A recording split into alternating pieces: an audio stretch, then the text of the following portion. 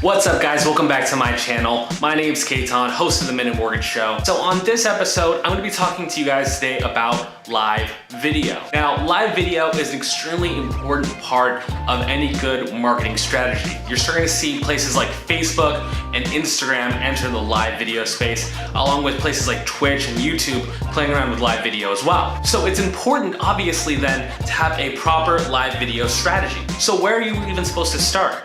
Well, today's episode, I'm gonna give you 3 tips to get better at shooting live video. Now, the first tip is very simple, and it's just to start doing it. You have to get consistent and you have to get comfortable in front of the camera. The great thing about live video is that it's completely unedited and pretty much anything can happen. It's kind of more like reality TV. But the only way you're gonna get comfortable doing live video is, well, just continuing to do it.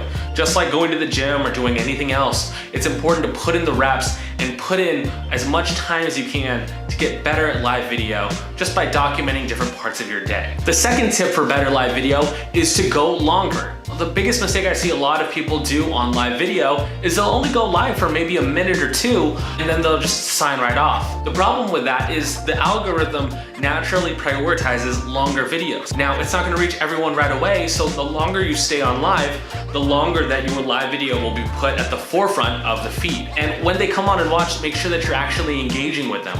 Don't just sit there on video and just talk to the camera. Make sure you're engaging with your audience as well. And that part leads me to tip number 3.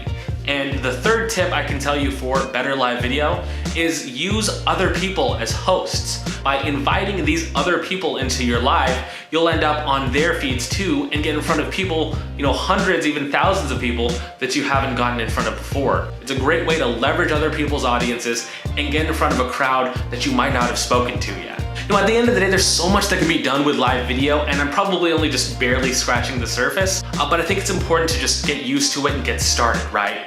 The big thing that I always say is that, it's not gonna be perfect, it's not gonna be great right away, but as long as you continue to do it, you're going to get better at it and you're gonna see your engagement and following grow. But anyways, I'd love to hear what you guys think about these 3 tips and any other maybe secret sauces that you've got. So leave them down in the comments below. But until next week, first one in, last one out.